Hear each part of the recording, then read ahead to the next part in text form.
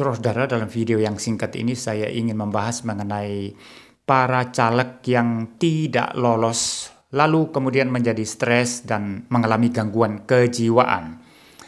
Saudara-saudara bisa membaca itu di dalam berita-berita online dan juga bisa melihat itu di media-media sosial. Nah, saya menulis di Facebook bahwa beruntung sekali dan bagus sekali mereka tidak lolos. Karena apa, saudara? Ketika mereka tidak lolos lalu mengalami gangguan kejiwaan, itu berarti jiwa mereka tidak stabil. Nah, orang-orang yang jiwanya tidak stabil itu tidak layak untuk memimpin, tidak layak untuk menjadi anggota DPR. Nah, saudara mungkin bisa berkata begini ya, mereka kan sudah mengeluarkan uang yang banyak. Ya, mereka mungkin menjual tanah, menjual rumah mereka dan lain sebagainya. Sudah banyak uang yang dikeluarkan, lalu mereka tidak lolos, maka wajar mereka stres, wajar mereka mengalami gangguan kejiwaan. Tetapi saya mau berkata, justru kalau mereka mengeluarkan uang yang begitu banyak, itu artinya mereka sogok, mereka membeli suara, dan dengan demikian mereka tambah tidak layak untuk menjadi pemimpin, tambah tidak layak untuk menjadi anggota DPR. Jadi bukan saja mereka itu jiwanya labil, gampang terguncang kalau kesulitan atau mengalami penderitaan atau mengalami kesusahan, tetapi juga ternyata mereka itu adalah penyogok-penyogok atau penyuap-penyuap, sehingga mereka sama sekali tidak layak untuk menjadi anggota DPR atau memimpin. Nah, dalam kaitan ini, saudara, saya ingin membahas satu bagian Alkitab yang membicarakan bagaimana indikator atau kualifikasi seorang pemimpin itu seharusnya. Ini berbicara tentang pemimpin-pemimpin di dalam gereja, saudara, mengenai penilik jemaat ya, majelis gereja termasuk para pendeta. Kualifikasi yang harus dimiliki ya. Dan apa yang tertulis di dalam Alkitab ini, saudara, juga berlaku di dalam kepemimpinan atau dunia kepemimpinan yang umum. Ya. Nah, saudara, saya akan membaca 1 Timotius pasal 3 ayat pertama dan seterusnya ya. Benarlah perkataan ini, orang yang menghendaki jabatan penilik jemaat menginginkan pekerjaan yang indah. Karena itu penilik jemaat haruslah seorang yang tak bercacat, suami dari satu istri, dapat menahan diri, bijaksana, sopan, suka memberi tumpangan, cakap mengajar orang. Bukan peminum, bukan pemarah, melainkan peramah, pendamai, bukan hamba uang. Seorang kepala keluarga yang baik, disegani dan dihormati oleh anak-anaknya. Jikalau seorang tidak tahu mengapalai keluarganya sendiri, bagaimanakah ia dapat mengurus jemaat Allah? Janganlah ia seorang yang baru bertobat, agar jangan ia menjadi sombong dan terkena hukuman iblis. Hendaklah ia juga mempunyai nama yang baik di luar jemaat, agar jangan ia digugat orang dan jatuh ke dalam jerat iblis. Nah, ada banyak persyaratan seorang penilik jemaat atau pemimpin di dalam gereja ya. Tetapi saya hanya akan membahas 1-2 bagian yang relevan dengan pembahasan kita mengenai caleg-caleg yang stres ini, saudara ya, yang terguncang jiwanya atau mengalami gangguan jiwa. Nah, yang pertama, saudara, dikatakan di sana dapat menahan diri. Dapat menahan diri. Artinya orang yang menguasai diri. Nah, seorang pemimpin, saudara, itu harus dapat menahan guncangan, harus dapat menahan diri, menguasai diri ketika berada di dalam kesulitan, ketika mengalami turbulensi di dalam kehidupan. Dia harus dapat menahan diri, dia harus tetap stabil.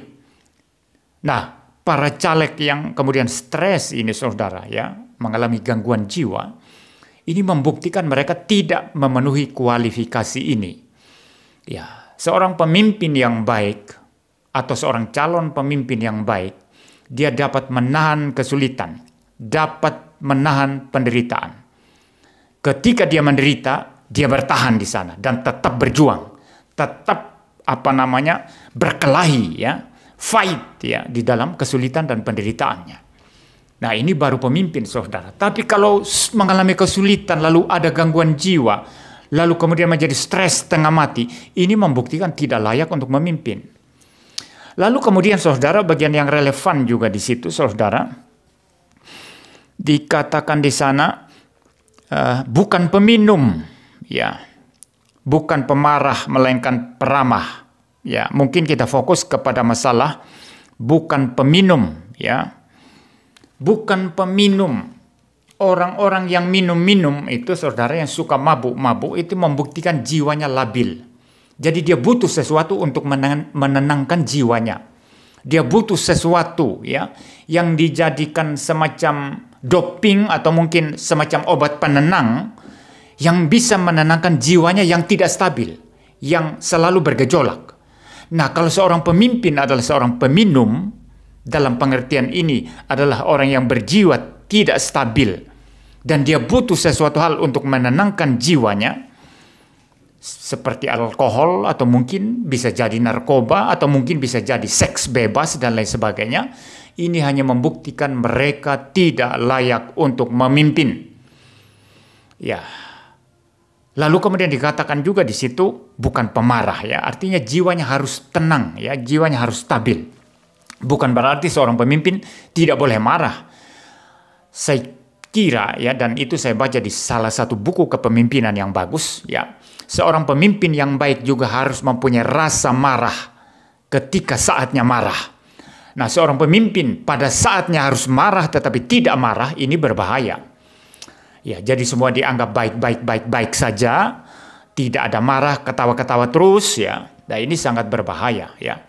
Ketika keadilan diputar balik, ketika misalnya kalau pemimpin dalam wilayah yang umum, ya, katakanlah DPR tadi, ya, saudara, ya, ketika hukum diputar balikan, ketika keadilan diputar balikan, mereka harus marah, saudara, ya.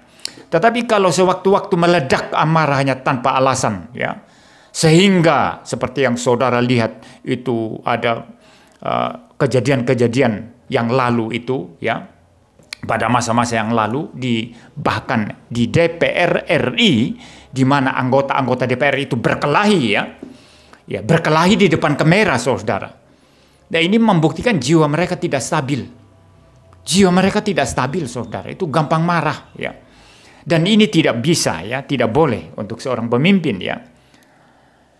Jadi saudara, apa yang dicatat mengenai kualifikasi seorang pemimpin, ya, di dalam Alkitab ini yang khususnya untuk pemimpin di dalam jemaat juga berlaku untuk kepemimpinan di wilayah yang umum, ya.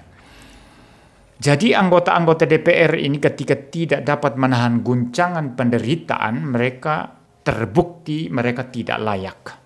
Dan kalau mereka tidak lolos, saya ikut senang, ya, karena orang yang jiwanya tidak stabil tidak boleh duduk sebagai anggota DPR, saudara.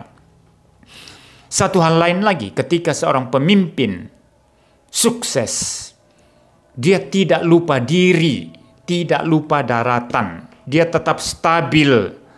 Ya, ada orang kalau sudah sukses, saudara, semua langsung berubah. Ya, semua berubah. Rumah berubah, cara berpakaian berubah, cara bertingkah laku berubah, cara jalan berubah, cara bicara berubah.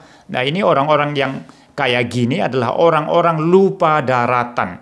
Tapi seorang yang berjiwa besar, yang berjiwa pemimpin, ketika dia sukses, bahkan sukses yang luar biasa pun, dia tetap tenang.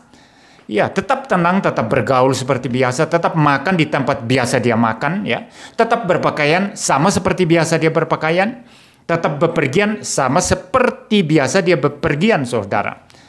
Ya, tidak ada sesuatu yang berubah, ya. Ya, ini namanya orang yang jiwanya stabil, ya. Nah, kalau orang yang berjiwa tidak stabil, begitu dapat sukses atau begitu dapat posisi yang enak, itu bisa lupa diri, saudara. Wah, itu bisa petantang-petenteng, ya, bisa, ya, macam-macam lah, saudara. Ya, semua berubah. Akhirnya orang bilang, oh, ini kok enggak kayak gitu dulu, ya. Begitu dia menjabat kok berubah, ya. Nah, seorang pemimpin yang baik tidak boleh seperti itu. Nah, ini menyangkut jiwa, saudara, jiwa yang stabil. Dan kita sudah membaca firman Tuhan tadi, seseorang harus dapat menahan diri, menguasai diri, mempunyai jiwa yang stabil. Ketika dia menderita, ketika dia sulit, dia bertahan di sana. Dan jangan lupa bagi kita orang Kristen, Tuhan sudah memberikan janji dalam firman-Nya bahwa pencobaan-pencobaan, tentu ini juga menyangkut penderitaan ya saudara ya. Jadi pencobaan-pencobaan yang kita alami itu tidak akan melebihi kekuatan kita. Dan ketika kita dicobai, Tuhan akan memberikan kekuatan kepada kita sehingga kita cakap untuk menanggungnya. Jadi ketika menderita, stabil, bertahan dalam kesulitan, dan tetap fight, tetap berkelahi dalam kesulitan sampai menang. Nah, ini pemimpin. Ketika dia sukses dan duduk di atas, jiwanya tetap stabil. Dia tidak berubah pergaulannya, teman-temannya. Ya, mungkin teman-temannya kalau sudah sukses, mungkin ada yang dari kalangan elit, kalangan atas, tetapi dia tetap kalau ke bawah, tetap bersahabat seperti biasa, tetap makan makanan yang dia makan selama ini, tetap menggunakan pakaian-pakaian yang dia pakai selama ini. Gaya bicaranya, cara jalannya tidak membusungkan dada atau apa. Nah, ini seorang yang berjiwa besar dan hanya mereka yang layak untuk memimpin. Sekali lagi saya bersyukur anggota-anggota DPR, bukan anggota-anggota DPR, maafkan saya, para caleg yang tidak lolos menjadi anggota DPR, lalu kemudian menjadi gila atau stres atau gangguan jiwa, saya bersyukur mereka tidak lolos. Karena orang yang jiwanya tidak stabil, tidak layak untuk memimpin. Untuk para pendeta, jikalau Anda seorang pendeta atau mau menjadi pendeta, kalau jiwa Anda tidak stabil, Anda tidak layak untuk menjadi pendeta. Artinya, ketika kesulitan Anda lari, Anda tidak layak jadi pendeta, tidak layak jadi hamba Tuhan, tidak layak jadi hamba Tuhan full time, entah penginjil atau apapun itu. Ketika kesulitan Anda lari, Anda tidak bisa bertahan dalam kesulitan. Anda tidak layak. Dan ketika Anda sukses, Anda petantang betenteng, Anda kemudian menjadi laganya sudah berbeda, semua sudah berubah. Anda juga tidak layak untuk menjadi pendeta, tidak layak untuk melayani Tuhan.